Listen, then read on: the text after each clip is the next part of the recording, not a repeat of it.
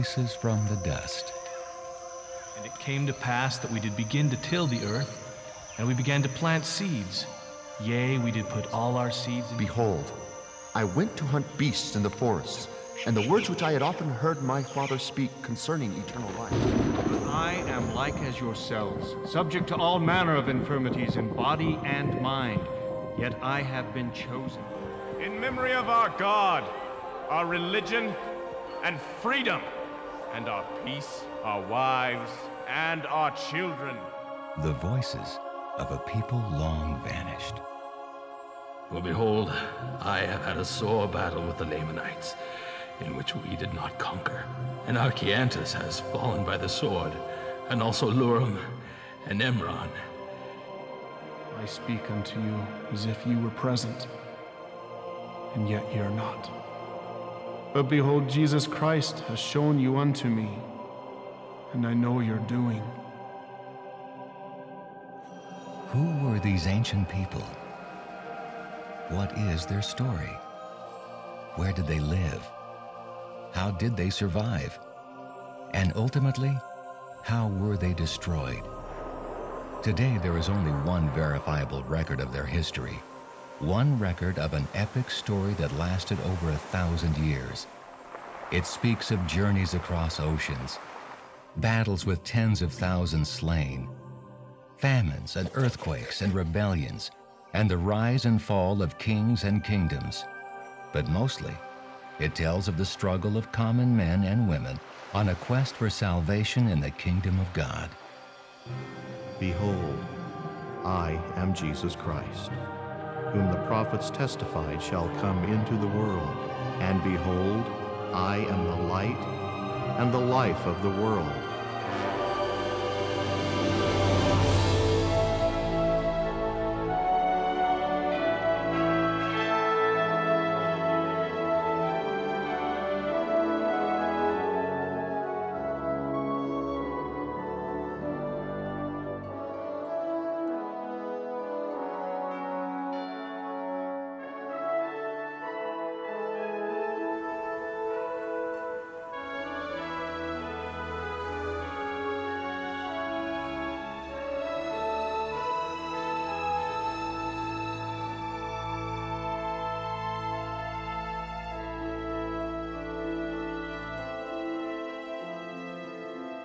Since its translation in 1830 from an ancient record found buried in a hill in western New York, the Book of Mormon has been printed into tens of millions of copies and translated into over 200 languages. Its spiritual message of faith in Jesus Christ and its testimony of the love of God for all races and peoples of the earth has touched the lives of God's children in virtually every corner on the globe. It is the faithful members of the Church of Jesus Christ of Latter-day Saints who consider the Book of Mormon a companion volume of the Holy Bible, and who consider its teachings as vital to the welfare of the human race as the words of any of God's prophets since the beginning of time. But the mystery still remains of where exactly the people spoken of in the pages of the Book of Mormon lived out their lives, fought their wars, and worshiped their God. One of the men who have devoted their lives to solving that mystery is Dr. Joseph Allen. Laman and Nephi became separated as they came to the New World, and it developed into two nations that were called the Nephites and the Lamanites. Another group of people referred to in the Book of Mormon are people that we know as the Jaredites. They came from the Tower of Babel around 2800 Over the course of the last 30 years, Dr. Allen has traveled over 1.5 million miles back and forth across lands and territories, studying the ancient civilizations. In 1970, he obtained his PhD in ancient and modern scripture with an emphasis on Mesoamerican history. His dissertation on the white god Quetzalcoatl, conducted at the famous National Museum of Anthropology and History in Mexico City, broke new ground in understanding the facts and folklore surrounding this legendary figure. But coupled with his enthusiasm for scholarly research has always been a deep and abiding love for the Book of Mormon. The stone, the meaning for stone, the word for stone is tune. So every year they would... prophet Joseph Smith said, "I told the brethren that the Book of Mormon is the most correct of any book on earth, and that a person can get nearer to God by abiding by its precepts than any other book." I believe those words. He also said it was a keystone of our religion. I also believe that. The stated purpose of the Book of Mormon is to convince the Jew and the Gentile that Jesus is the Christ, the Son of the eternal God. My witness to you is that the Book of Mormon is a true account, an accurate history of ancient inhabitants who lived on the American continent. But where on the American continent? This is a question that has intrigued Latter-day Saints for almost 2 centuries. The question has undoubtedly passed through the mind of every person who has ever read it, and millions of words have been written on the subject by scholars and theologians since the book's publication in 1830. The Book of Mormon is a story of real people. They had to live somewhere. Because of the great increase of scholarly understanding about ancient America, we've learned more in the last 20 years than we did in the previous 150 years. Throughout his career, Joe Allen has sought to be on the cutting edge of applying those understandings to the scriptural text. You know, the more we study the history, the language, the culture, and the geography of the Book of Mormon, the more we understand the Book of Mormon. It's not if the Book of Mormon is true, it's since it is true, we would expect to find those things which bear witness of it, and then the spiritual message causes a deeper impact in our own lives. So begins our first adventure of discovery. Joining Dr. Allen is acclaimed LDS author Christ Heimerdinger. After entertaining audiences for more than a decade with his fiction epics on the Book of Mormon, including Tennis Shoes Among the Nephites and Daniel and Nephi, Chris is returning to Mesoamerica and his roots as a novelist to explore some of the recent evidence of Book of Mormon correlations to this ancient land. I've known Dr. Allen for about 13 years. A lot of people don't realize it, but Tennis Shoes Among the Nephites was written right after I had come down here with Dr. Allen back in 1987, 88. And so many of the images and the thoughts and the inspiration behind that book are based on the theories, the ideas that were presented to me by Dr. Allen 13 years ago. I gained a testimony of the Book of Mormon the same way that anybody gains a testimony of the Book of Mormon, or at least the same way that anybody should gain a testimony of the Book of Mormon, through prayer, through pondering, through inquiring of the Lord. But this is all a celebration of the Book of Mormon, and it's an honor to be here with Dr. Allen and to be a part of this adventure, to be able to examine and explore a lot of the questions that help us to understand who the Book of Mormon people were and the kind of land that they lived in. To set the stage, Chris and Dr. Allen had decided to start at the very beginning. I've read studies from experts and scholars of the Book of Mormon who feel they can trace the footsteps of Lehi all the way from Jerusalem, through the deserts of Saudi Arabia, through modern Yemen, until finally they reach the ancient port of Salalah on the Indian Ocean in Oman, and then suddenly it becomes a great mystery. Chris, I've been on that trail from Jerusalem to Salalah, and that's true. There are telltale signs all along the way. But you know, we can do the same thing in Mesoamerica. First, let's take a look at the words of Nephi. And it came to pass that I, Nephi, did guide the ship, that we sailed again towards the promised land. And after we had sailed for the space of many days, we did arrive at the promised land. Mormon informs us that the place where Lehi landed is called the land of their father's first inheritance. And you believe there's enough clues in the Book of Mormon to tell us where this land of first inheritance might have been? Oh, I think it would surprise you how much information there really is available. So why don't we explore the question together? However, before we do that, I would like to make something very clear. Before we begin to make any geographical proposals, let's establish a criteria. In my opinion, a standardized criteria is the only way we can test our hypothesis. It's certainly no surprise to anyone that the Book of Mormon is a book. It contains writings. Moroni said that he wrote in Reformed Egyptian, except for a short handwritten example that Morton Harris took to Professor Charles Anthon in 1829. No further information is available about Reformed Egyptian. That is, how it read, how it was translated, or anything else, except that it was a written language. The simple fact that the Book of Mormon is an ancient document and was written between the 6th century BC and 421 AD demands that we look for an area where a certain percentage of the educated people had a knowledge of writing and language. There was no written language in Chile, nor in Peru, nor in the northeastern part of the United States between 600 BC and 400 AD. What about like the Inca of South America or the ancient Hopewell of the eastern United States? You mean there was no writing among them? Not during the time period of the Book of Mormon.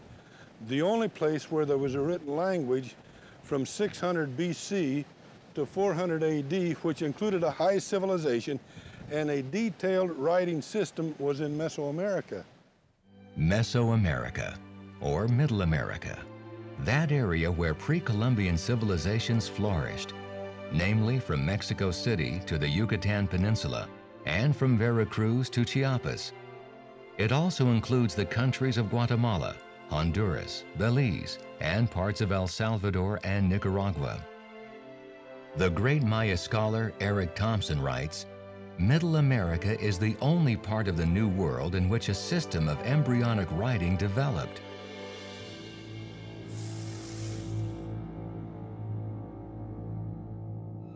The New World has no shortage of awe-inspiring ruins from ancient civilizations. But the challenge for Book of Mormon scholars is to match a particular site or location with descriptions provided in the Book of Mormon. It's important, it's imperative when we try to make a comparison between archaeology and the Book of Mormon that the archaeological site that we're comparing the Book of Mormon to date to the same time period that we're studying in the Book of Mormon. These buildings are beautiful. Why can't this be a Book of Mormon city? Well, the main reason, Chris, is that they post-date the Book of Mormon by almost 1,000 years. These buildings that we're looking at were built somewhere between 1,000 and 1,500 AD. In fact, people were still living here in this city center when the Spaniards conquered Guatemala. We need to pay strict attention to what science teaches us. There are buildings that predate or date to the time period of the Book of Mormon, and science knows that through carbon dating and other means. It's in this region of the world where we see site after site whose time period dates exactly to the time period that we read about in the Book of Mormon. In fact, it's in Mesoamerica and Mesoamerica only where we see the rise and fall of high civilizations whose dates correspond with the dates recorded in the Book of Mormon. Now, this does not mean that there were not buildings that date to the time period of the Book of Mormon in Peru or in the eastern part of the United States, among the Adena, for example. What it does mean is that the vast majority of the archaeological sites that date to the time period of the Book of Mormon are in Mesoamerica. You know, it seems to me after researching archaeology in this part of the world that civilization started here and then spread outward to North America and to South America. Is that also how it appears to you? I think that's correct, because the Olmec, who many Latter-day Saint scholars equate with the Jaredites, had their beginnings along the Gulf of Mexico. But as time went on, their civilization went as far south as El Salvador, and later on, even into parts of the United States. And the Olmecs, the Jaredites, were the mother civilization. Not only the mother civilization of Mesoamerica, but the mother civilization of all of the Americas.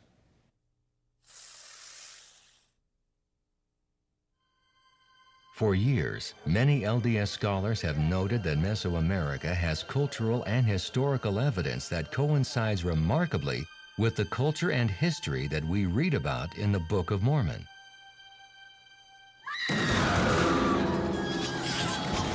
One of the greatest tragedies of history is undoubtedly the torture and decimation of the native peoples by the Spanish conquerors in the 16th century. Included in this destruction were many Mayan books or codices that told the story of their history and culture. We found a large number of books of these characters, and as they contained nothing in which there was not to be seen superstition and lies of the devil, we burned them all, which the Indians regretted to an amazing degree. and which caused them much affliction. Well, it's certainly understandable why the Indians would regret not only destroying their society, but destroying their records. However, I think we need to put a perspective on it, because the Book of Mormon prophesied that that event would take place, that another book would be brought to this continent, meaning the Bible. Many of the ancient texts are gone forever. It's possible that some may have survived and are currently among large stores of undocumented manuscripts in old Catholic libraries in Rome, Spain, or Mexico, waiting to be rediscovered. But a few did survive, and among them appears to be striking parallels with the Book of Mormon. Two of these Mayan texts are the Lords of Totonicapán and the Annals of the Kachikels. Both of these texts were discovered in the highlands of Guatemala. Although they were written by native Mayans around the time of the Spanish conquest, over 1,000 years after the Nephite nation was destroyed, both contain information that speaks of a more ancient culture and time. First of all, I had interest in the late 1940s and the 50s on the ancient American texts. And as I graduated from the Elder University Ted of E. Alberta in Brewerton Canada, served as a general authority in the First Quorum of the 70 of the Church of Jesus Christ of Latter-day Saints from 1978 to 1995, when he was given emeritus status.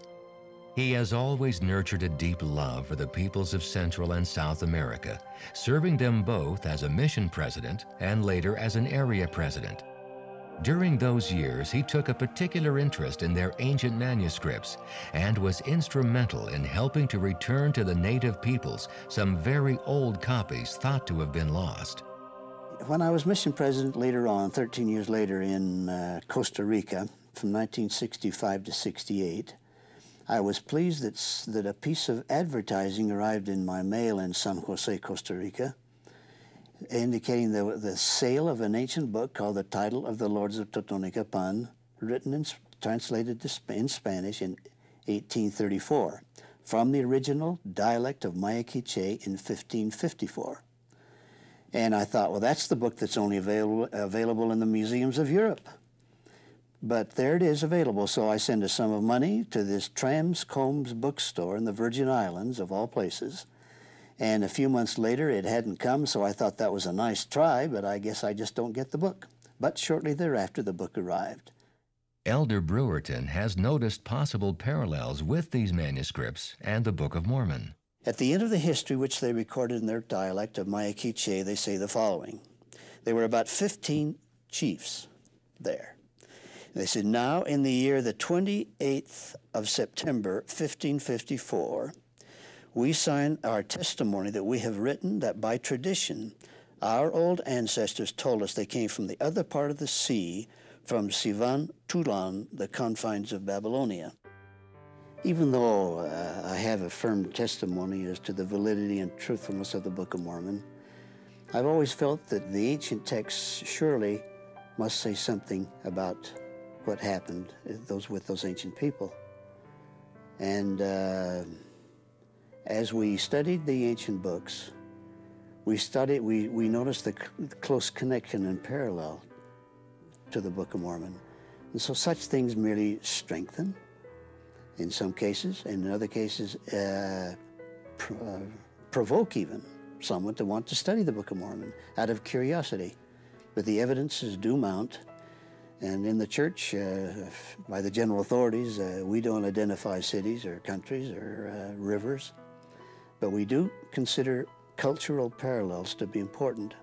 And there's so many cultural parallels with the Book of Mormon and these ancient peoples and these ancient texts that there's something there that really can't be denied.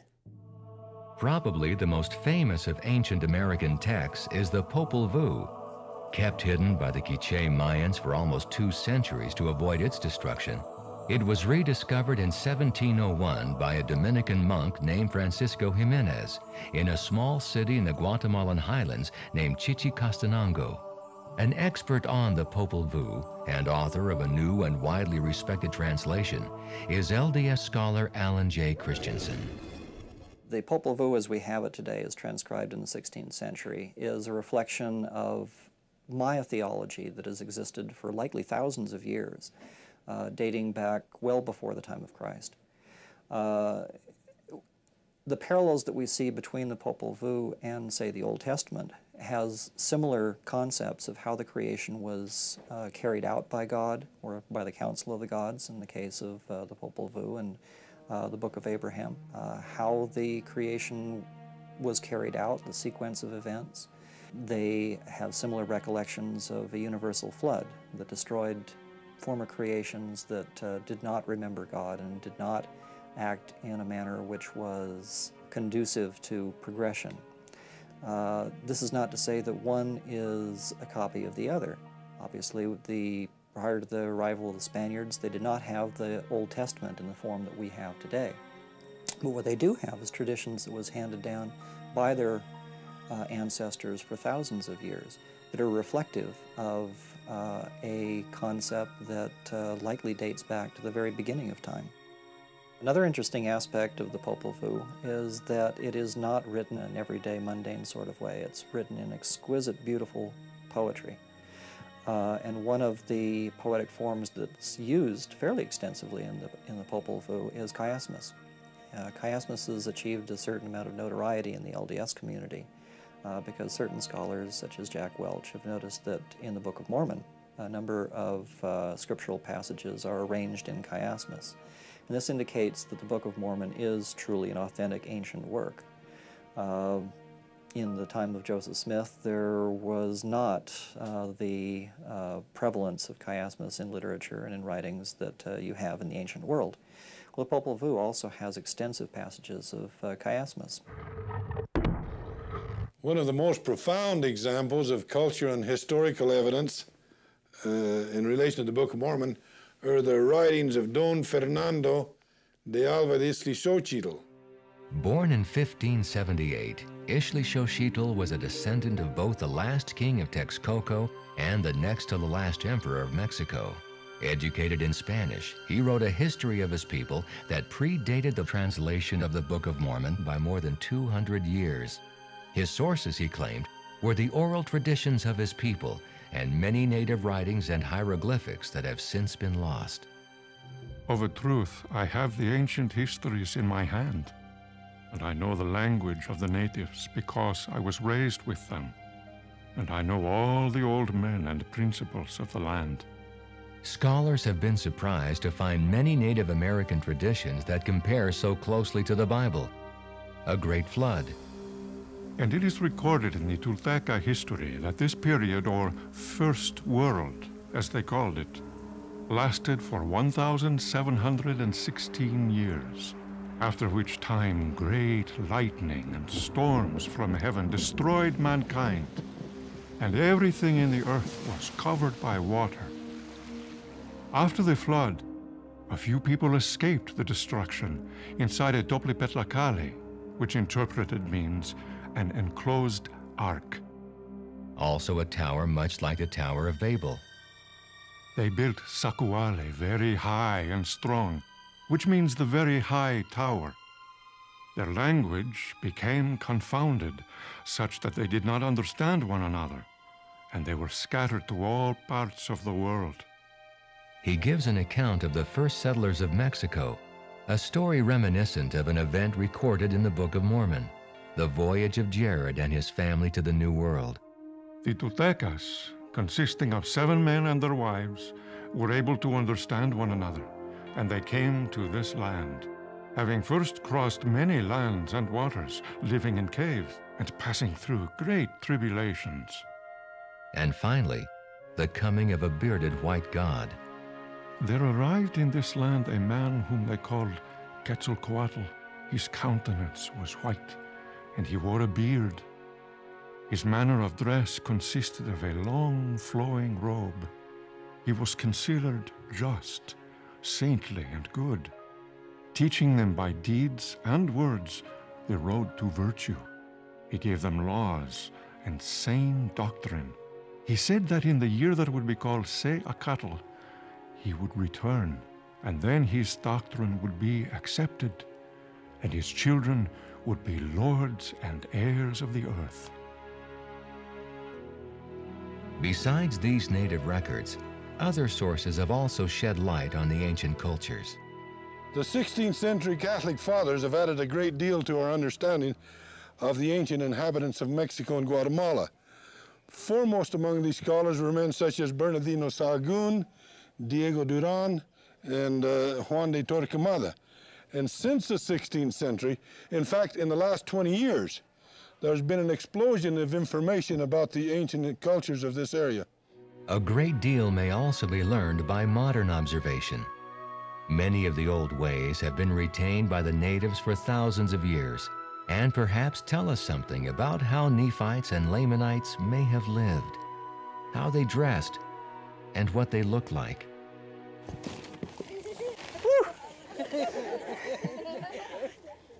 For the first time in my life, I feel kind of tall.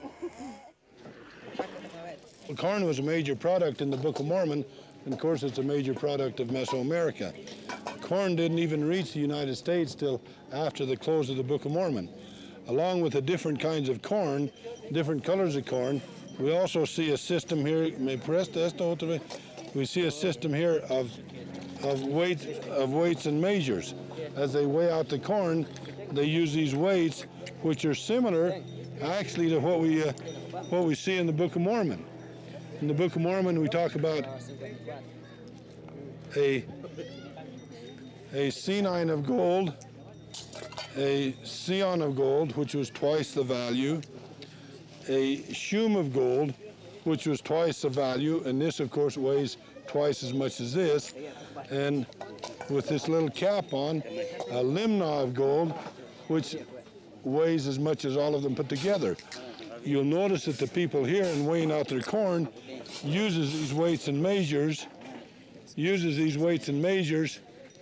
to weigh out their corn as they sell them to the people. The deciphering of the Maya code in recent years has dramatically increased our understanding of the ancient American world. The ingenuity of those who helped break this code is perhaps one of the greatest achievements in modern archaeology, and encompasses the work of such 20th century scholars as Yuri Nerozov of Russia, Linda Sheeley of the University of Texas, and David Stewart of Harvard. And that phenomenal breakthrough, the Maya code, also helps us understand the Book of Mormon. For example, a glyph that's engraved here, and you see it in the walls of many temples. For example, at Palenque, you read it very clear, and it means, and then it came to pass. It's Uchi in the Yucatec language, but translated as it came to pass. We can read the name. It's found in the Book of Mormon like what, over 1,200 times. We can also, we've now just recently discovered the name of kings, like King Kish, who was a Jaredite king. Chan Balam of Palenque traces his genealogy all the way back to a 10th century BC king by the name of Kish. A Jaredite king named Kish discovered at Palenque. Well, and we're coming up with more names all the time. Cognates of Maya names, such as 5 of the Nephite disciples had Maya cognates in their name. And this, of course, helps us to understand it, as does the customs. For example, the more we get into this, we find that we can look at their customs, such as clapping their hands for joy, or weights and measures that you see here at Chichicastinango, or carrying burdens on their back. All of these things puts us in the environment of the Book of Mormon. Well, if we discovered this stuff just recently, it's like, what will the next generation discover? How much more will they contribute to the study of Book of Mormon culture and history? I can hardly wait. I hope I live to be 150 years old. During the last century, a number of LDS scholars have also uncovered information that may reveal Book of Mormon parallels with Mesoamerican language, culture, and history.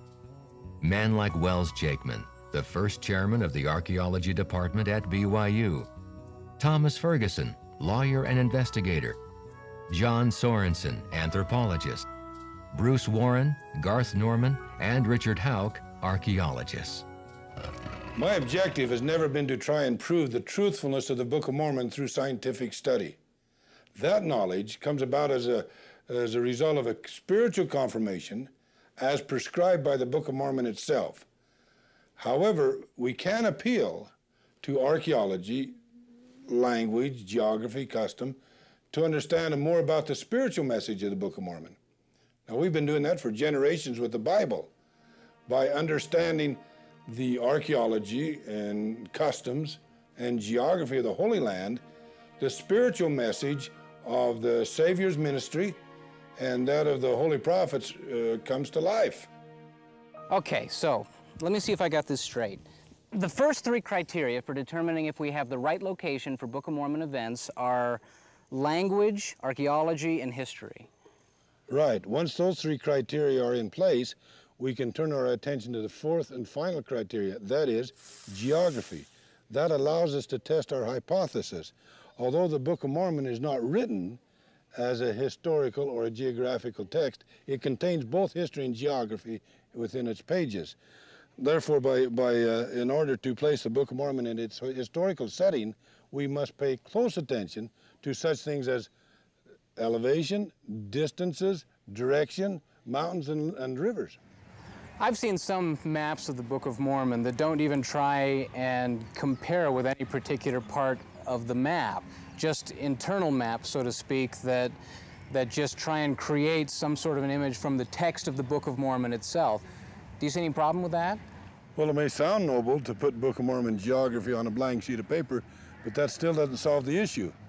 You see, by putting it on a blank sheet of paper, there's no mountains to stop us and there's no rivers that we can follow. So you believe we can determine specific sites of the Book of Mormon in many cases from the Book of Mormon itself? Well, absolutely. Let's go back to your original question. What is there in the Book of Mormon that would help us determine where Lehi landed? Okay, before we get into that, though, I got to ask you a question that I hear a lot. How can we do Book of Mormon geography when, as it says in the scriptures, here in the New World, the entire face of the land changed at the death of Christ? And there was great and terrible destruction in the land southward. But behold, there was a more great and terrible destruction in the land northward. For behold, the whole face of the land was changed because of the tempest and the whirlwinds and the thunderings and the lightnings and the exceedingly great quaking of the whole earth. Yeah, well, the Book of Mormon also says that the earth did cleave together.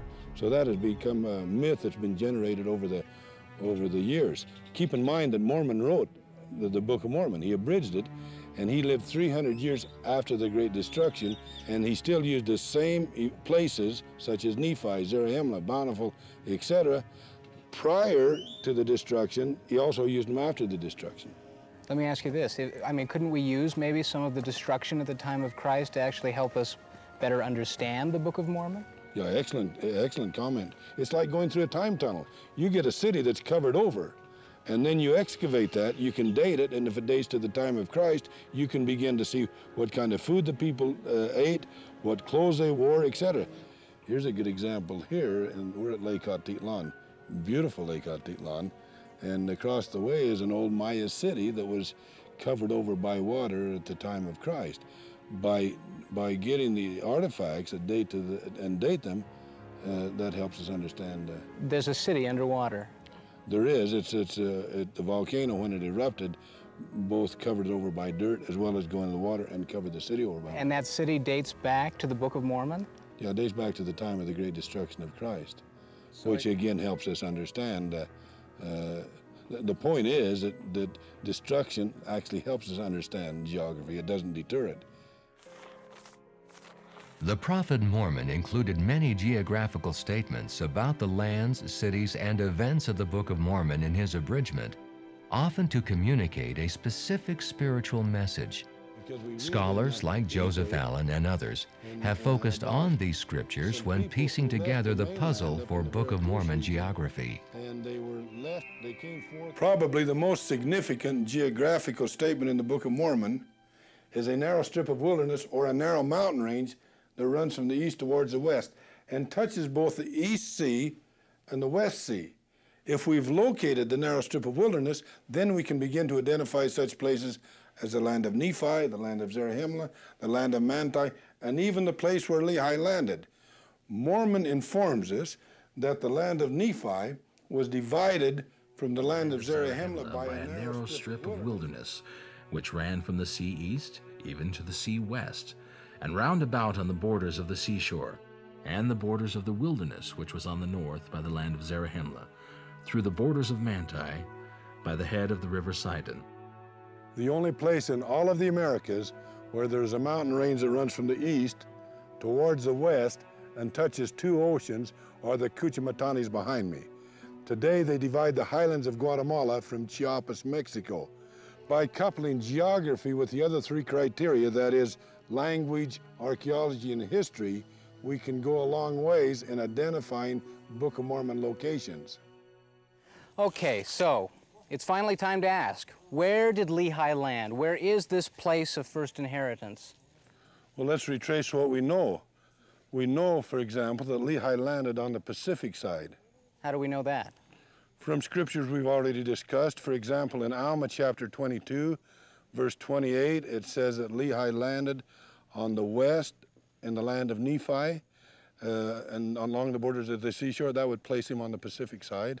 Okay, well, let me ask you this. I've read some literature which places Lehi's landing either in Chile or in Panama. How do you feel about that?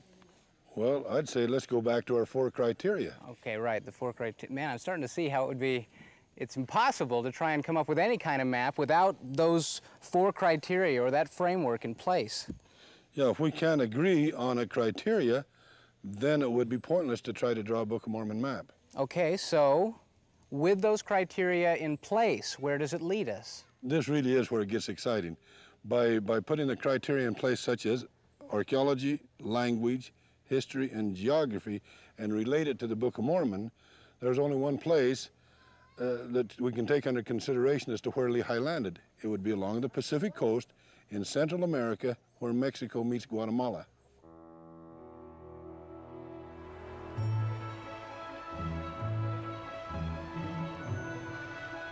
The Soconusco Valley is a fertile region in the state of Chiapas in southern Mexico and the southwestern corner of Guatemala. It's close to the modern city of Tapachula and very near the archaeological ruins of Izapa. Taking into consideration the criteria we've established, Izapa is a viable candidate for the land of first inheritance.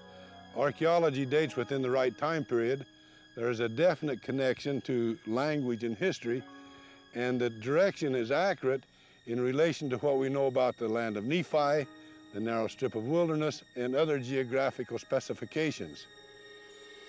Dr. Bruce Warren is an archaeologist affiliated with Brigham Young University and is one of the foremost scholars in relation to the Izapan culture of Chiapas. They seem to be saying that the land of first inheritance is west of Nephi, down in the borders by the West Sea, which would indicate then that that land of first inheritance could involve what we now, from an archaeological perspective, call the Soconusco Coast of part of Guatemala and Chiapas, Mexico. And of course, the site of Izapa is up on the Piedmont in that very area. So I do believe then we are close to that land of first inheritance. Dr. Richard Houck is also an archaeologist with master's and PhD studies in Mesoamerican subjects. As an enthusiast of Book of Mormon geography for many years, and after writing his own published treatise on the subject in the mid-'80s, he has come to the same conclusion about the site of Lehi's landing. I personally believe that Izapa is the land of first inheritance. It's within the land of first inheritance because of the basic history that develops all the way from Lehi's landing in that area, in that specific zone, through to Mormon's final withdrawal from that specific zone in about the year 346 AD.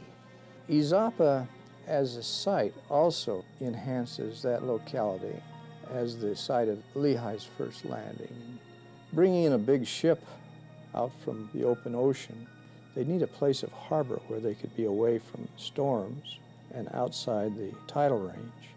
And so we were looking in the area of Tapachula and found a very nice bay there in which the harbor is deep enough for deep draft ships coming in from the sea.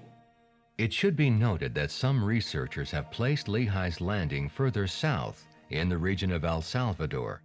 However, If, as most experts conclude, the region of the land of Nephi is in and around Guatemala City, then for Joseph Allen, the matter is strengthened by one verse. The matter is not as complicated as it may seem.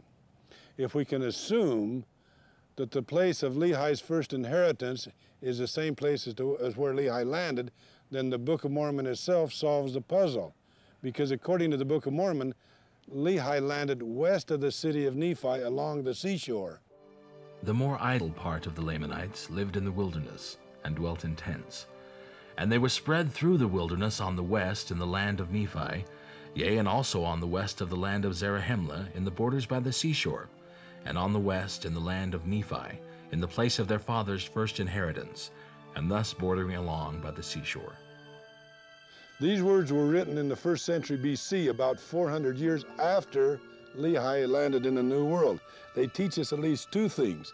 Number one, Lehi's landing site was still in the place which became the land of Nephi, and two, it was on the borders west of the city of Nephi along the borders of the seashore. Not many years after Lehi's colony arrived, Nephi, being warned by the Lord, left the land of first inheritance and fled into the wilderness with his family, many of his brothers and sisters, and all those who would go with him. All those who would go with him? Yes, and according to this same scripture, all of those who would go with Nephi were those who were willing to listen to the warnings and revelation of God. Okay, so you're saying that when Nephi landed, or when Lehi landed, there may have been other people living here, people who accepted Nephi's leadership? Well, we know that both from archaeological evidence and linguistic evidence that there were people living in the area at 600 BC when Lehi arrived. Matter of fact, there were 5 major languages being spoken at 600 BC, and none of them related to Hebrew. So who were these people? Well, it's difficult to say. However, we may get some help from the Book of Ether. We read in chapter 9, verse 32, that a remnant of Jaredites fled from the land northward into the land southward. Many Latter-day Saint scholars have proposed the Isthmus of Tehuantepec to be the narrow neck of land in the Book of Mormon. Therefore, this remnant of Jaredites would be living in the area of Izapa around 1000 BC. That is, they'd be part of the land southward. What that says is that when Lehi arrived, these may be some of the people that met him as he landed. I guess I just never thought of other people living here. Well, the archaeological record confirms it, and the Book of Mormon allows for it. These Olmec-style stones here at Izapa date from 1000 BC to 300 BC. Now, tell me again, who are the Olmecs? Most Latter-day Saint scholars see a strong relationship between the Olmecs of the Gulf Coast of Mexico with the Jaredites in the Book of Mormon. You know, it's almost as if the Lord prepared the people who were living here to accept the gospel when Lehi arrived. Well, that's correct. Within 40 years after Lehi had left Jerusalem, the followers of Nephi had had many wars and contentions with the followers of Laman. That's recorded in 2 Nephi chapter 5, verse 34. The similarity between the Olmecs of the Gulf Coast and Izapa are undeniable. In 1941, non-LDS archaeologist Matthew Sterling suggested a connection between the Izapa culture and the Olmecs. 41 monuments were numbered and described in a Smithsonian Institute bulletin. One of these engraved monuments was Stele 5, or as it has become known to many Latter-day Saints, the Tree of Life Stone. This 8-foot stele, carved on volcanic andesite, has been proposed for decades to have profound similarities to Lehi's vision of the Tree of Life, found in 1 Nephi chapter 8. And it came to pass that I beheld a tree, whose fruit was desirable to make one happy. And it came to pass that I did go forth and partake of the fruit thereof. And I beheld that it was most sweet, above all that I ever before tasted. The late Dr. M. Wells Jakeman was the first to draw a correlation with Lehi's vision. As head of the archaeology department at Brigham Young University, he acted upon the brief information in the Smithsonian Bulletin and analyzed the 1943 drawings of Sterling. Afterwards, he came to the conclusion, along with others, that Stele 5 may be an actual representation of Lehi's dream as recorded in the Book of Mormon. His work inspired a new generation of LDS archaeologists. I came into archaeology as a student at Brigham Young University in 1960. And at that time, there was a keen interest in Azapa as a result of M. Wells Jakeman's study of Stele 5. At that time also, the New World Archaeological Foundation was beginning a archaeological project at Azapa.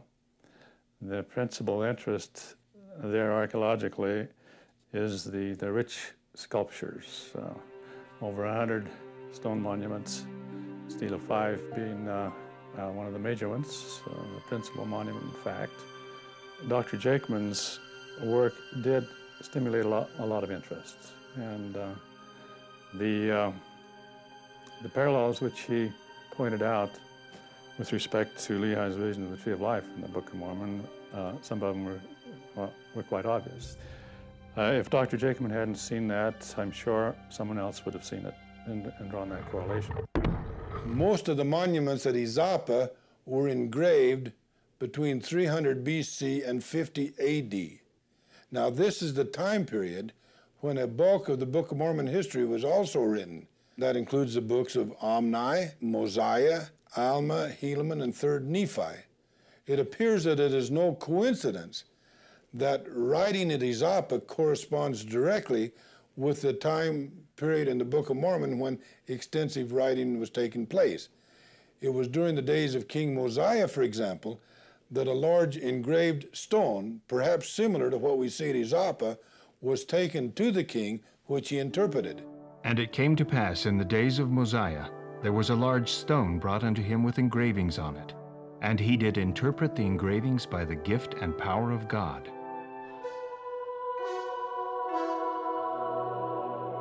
This magnificent stone monument is one of over 80 monuments that have been discovered here at Izapa. Dr. Wells Jakeman proposed this stela, labeled stela number 5, to have a close association with Lehi's dream as recorded in the Book of Mormon.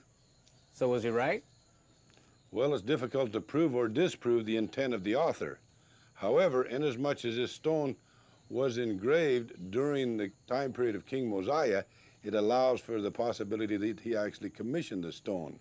Is it possible that King Mosiah commissioned this stone to kind of show that this may be the land of first inheritance? I mean, maybe even that this park is almost a grave site for Lehi and Sariah. I'm not aware of anything that has been discovered, but the idea is indeed intriguing. For example, on Stela 5, there is a picture of a woman sitting down in Guatemala style. She's supporting an elderly gentleman. Dr. Wells Jakeman proposed over 100 correlations with Lehi's dream in the Book of Mormon in comparison to Stela 5. He even included, proposed that there were proper names of Sariah, Lehi, and Nephi. These two people here, with their backs to the tree, could those be Laman and Lemuel? A possibility. As you know, Laman and Lemuel would not partake of the fruit. There are also other emblems or symbols which we're familiar with from the Book of Mormon. For example, the filthy waters, below the monument here, a rod of iron leading up to the Tree of Life. A tree that they've chosen to represent in this stela is the majestic ceiba tree that you see throughout Mesoamerica. The fact that it's freestanding and gives shade is a good representation for the Tree of Life. It almost looks like this guy here has a sack over his head. Yeah, there's a little humor in that. How would you draw someone who was looking for the tree and couldn't find it? I guess the artist put a sack over his head. It's reminiscent of the parable of the four soils, where some of the seed fell by the wayside, and also in the Tree of Life dream, some people trying to find the tree or moving towards the tree got lost and fell into Forbidden Pass. A recent artistic rendition directed by John Clark of NWAF shows this particular figure in a different posture. Meaning what? Meaning that not everyone agrees on the artistic rendition of Stela 5. What other elements show a possible correlation with Lehi's dream? There are a number of symbols on Stela 5 that are really intriguing. For example, you will notice an individual here with his back to the tree, but he actually has fruit still in his hands, which may suggest that he's partaken of the fruit and now turns his back to the gospel. Also, right close to that, you see two fish that also have fruit in their mouths, ascending upward. But in the left-hand corner, you see these same two fish coming back down. This may suggest that the two fish with their fruit in their mouth represents death, and they die having the knowledge of Christ. And then they resurrect, of course, being symbols of the atonement. And these two larger figures guarding the tree? They'd be representative of angels or deity. Anytime you represent deity in Mesoamerican art, you put animal or bird faces over them because they don't know what deity looks like.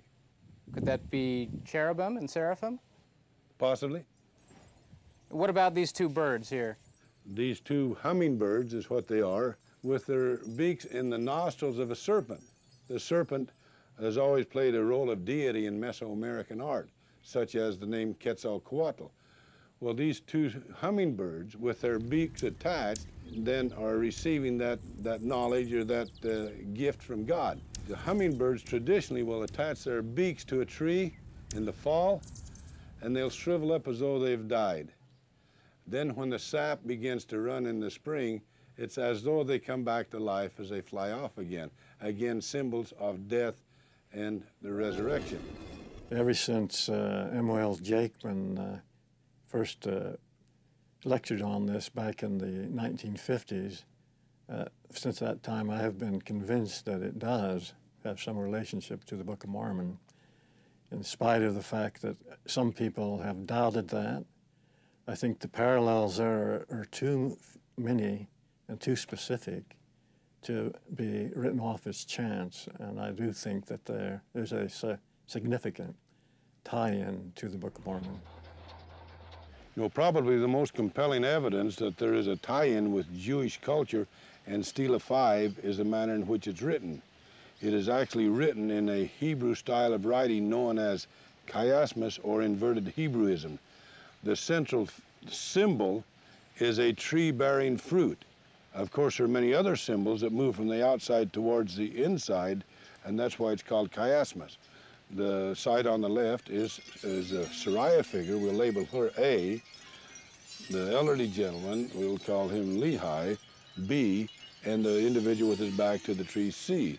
And then the tree itself would be the center figure, D. Then it reverses out. You have another individual with his back to the tree that we label C. The Nephi figure we label B, and the supporting figure, often referred to as a Sam figure, A. So the chiastic structure is A, B, C, D, the central figure, then inverting back out, C, B, A. It's typical Hebrew style. In the decades since Jakeman's original analysis, V. Garth Norman, now a world scholar on the Azapan culture and the carved stelae of the area, has added greatly to our knowledge of the Tree of Life stone. My perspective on Stela 5 as it may relate to the Book of Mormon and the Tree of Life stone is that it's an open question. The popular view is that it is as I researched originally in my NWF work, it's generally accepted now that it is a depiction of a creation myth. Part of that, as I viewed it, is a road of life myth, and that does parallel Lehi's vision of the Tree of Life, in essence. So time will tell, and I see the distinct possibility that we may have 100% correlation eventually of the whole Tree of Life vision, and it's so complex that it's more than that. It has to be more than that. You know, one of the things that's impressed me the most over the years as we brought people to Izapa is it allows them the opportunity to see Stela 5, the stone, with their own eyes and to know that it's real, and to give them the opportunity to see and rehearse through their own mind those symbols that are included in both the tree as well as in the dream of Lehi. I know it's helped me concentrate more on those great symbols, especially as they relate to the atonement of Christ. Like Lehi and most Latter-day Saints, it is my greatest desire to have my children and offspring partake of that tree of life, who is Christ, and partake of the fruit thereof, which represents eternal life, the greatest of all gifts. It has been our attempt to try to demonstrate why Izapa is a leading candidate for the place where Lehi landed. We've attempted to do that by the following means. One, we've demonstrated that there was a written language during the time period of the Book of Mormon at Izapa, as shown in the engraved monuments in the area. Secondly, there is ample archaeological evidence which dates to the time period of the Book of Mormon in the area of Izapa and the surrounding area along the Soconusco coast. Third, we've shown that there is a strong culture relationship between the Olmecs of the Gulf Coast and the Jaredites, also as they relate to the Nephite time period. And finally, the geographical pattern is consistent with what we read in the Book of Mormon. That is, it's required to be on the Pacific side. There's a necessity for a narrow strip of wilderness to be in the area, which runs from the sea east to the sea west. Now, in absence of any of these things, then you'd have to eliminate any area, whether it be Peru or Chile or the eastern part of the United States, as a candidate for Lehi's landing spot. Whereas at Izapa, you have all of the requirements in place. If I've learned anything, Dr. Allen, it's not so much that the Book of Mormon is going to teach me about geography and history, but that the geography and the history of this land teaches me more about the Book of Mormon than I would have ever dreamed possible. I want to thank you for that, and it's been an honor to come with you on this journey. It's been my pleasure. So it was that 2,600 years ago, there may have appeared off the shore of a beach very near this exact place an unusual ship, one that probably had never before been seen in this part of the world. And on the decks of that ship, a family whose eyes were filled with wonder as they pondered the life they were about to lead in a promised land. But could they have known the legacy they would leave behind? It's the legacy of a great nation. A nation whose many prophets and prophecies would inspire humankind into the last days and to the end of the world.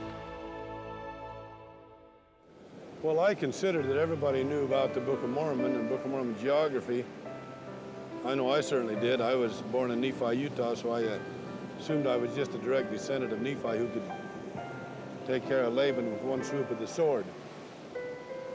My parents were married in Manti, so I knew where the land of Manti was. Lehi's north of Provo, and Bountiful, of course, north of Salt Lake. And I grew up in southern Utah, so I knew the exact location of the land of desolation. It is funny, though, that I didn't really anticipate that I would be doing work in terms of geography of the Book of Mormon. That really wasn't my interest. I loved languages. I did love to travel. When I was a kid, I wanted to be a tramp. But I never really thought I'd live to see the day that we could legitimately propose areas in the Book of Mormon with a high degree of reality. I was 16 years old, and in those days we didn't sit by our families, we sat by our friends. And for some reason, I was standing up bearing my testimony. And I said something like this. I said, you know, I love my parents and my brothers some of the time, and I'm grateful for the bishop, and I want to bear you my testimony. I know the church is true, but at that moment the thought came to my mind that I was lying to the Lord. Not only to the Lord, but I was lying to the entire congregation. And at that moment, when I was thinking those thoughts, it was like the voice coming in my mind and saying, "You idiot." Now, the Lord usually talks to me that way, you know. He says, but he really didn't talk to me that way. He said, "You do too know the Book of Mormon is true. So for a second time, standing up there as a 16-year-old, I said, I know the Book of Mormon is true and the church is true. There's another reason why I think we've learned so much about the Book of Mormon in the last 20 or 30 years, is we did have a living prophet, you know. President Benson said, I promise you if you'll daily sup from the pages of the Book of Mormon, our understanding will increase. And he says, I bless you, talking to the members of the church, with an increased understanding of the Book of Mormon. And he says, we will learn things, and he says, both individually and collectively. That's come to pass. Now, don't misunderstand me. I'm not saying that we know everything about the Book of Mormon. There's so much yet to learn, and yet we know a lot more than what maybe many members of the church realize.